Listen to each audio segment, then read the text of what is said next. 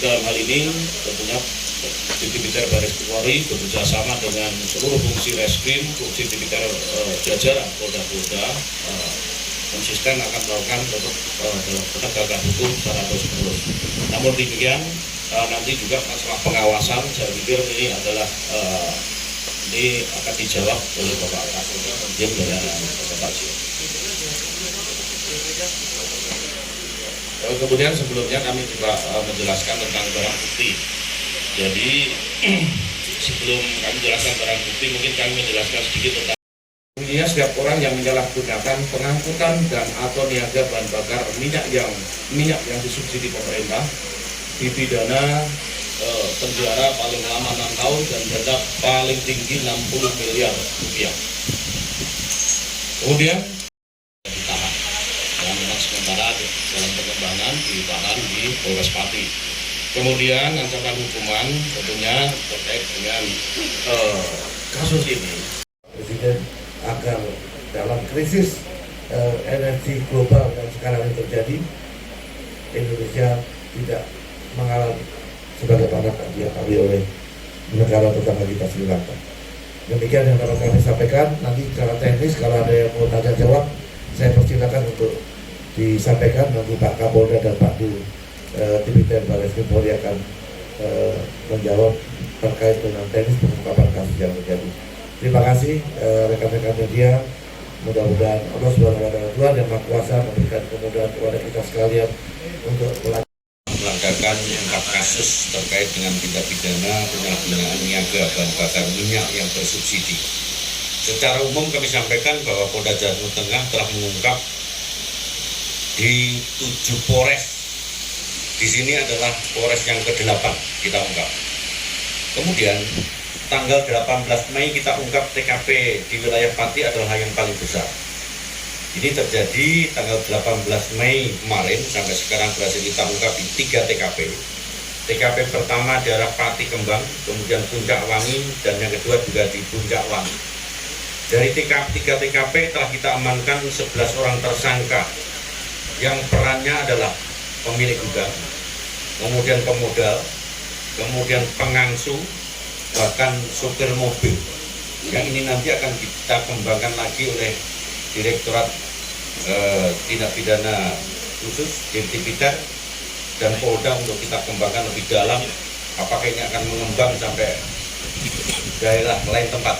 Karena salah satu barang bukti yang kita amankan adalah satu buah tanker yang sekarang ada bersandar di Semarang yang ada koneksinya dengan Jakarta. Ini yang akan dikembangkan lebih dalam. Kemudian dari 3 TKP tersebut, 1 TKP, 1 mobil, 1 tandon, bahkan ada 9.000 liter BBM yang bersubsidi untuk 1 TKP. 2 TKP lagi, 1 TKP adalah 1 unit tangki, mesin dan galon 17.000 liter solar.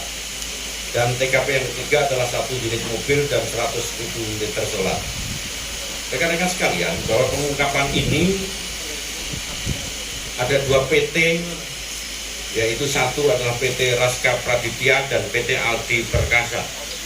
Yang ini semuanya akan kita lakukan sidik dan ungkap secara tuntas sampai ke akar-akarnya untuk memberikan efek jera bagaimana kita tidak main-main dalam rangka perintah Bapak Kapolri dalam rangka pemberantasan kebijakan pemerintah terkait hajat hidup orang banyak solar bersubsidi.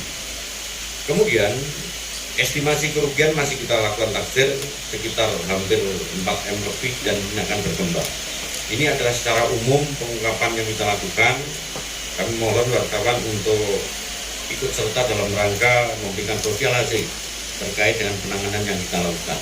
Secara taktis teknis barangkali nanti di kita akan menjelaskan berikut dari Direktur Pertamina tentang kebijakan ini.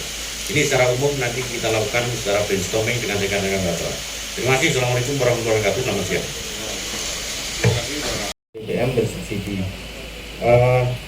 Seperti yang kita ketahui bersama bahwa Pertamina merupakan salah satu perusahaan yang ditugaskan oleh pemerintah untuk menyalurkan BBM bersubsidi, di mana dalam penyaluran BBM bersubsidi tersebut ada aturan-aturan, ada aturan main dan juga ada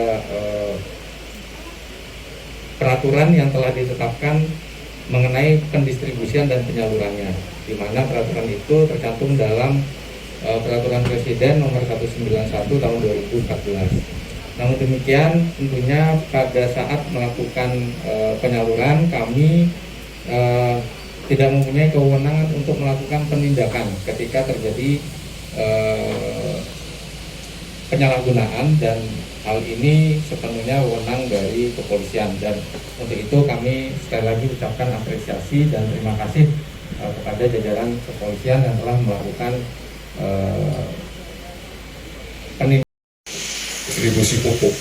Dan hari ini ya Barreskrim bekerja sama dengan Polda Jawa Tengah berhasil mengungkap kasus penyalahgunaan atau ilegal BBM dan jumlahnya cukup besar, dan juga banyak hal yang nanti akan disampaikan terkait menyangkut masalah bagaimana stok BBM ini harus dijaga betul-betul aman, dan juga harganya juga harus betul-betul terjangkau oleh masyarakat. Baik, untuk meningkat waktu, saya persilakan Pak Kapolda Jawa Tengah untuk menyampaikan bagaimana pola pengungkapannya, dan nanti secara rinci juga Pak Dir DPT juga akan menyampaikan. Saya persilakan Pak Kapolda Kalimantan Tengah.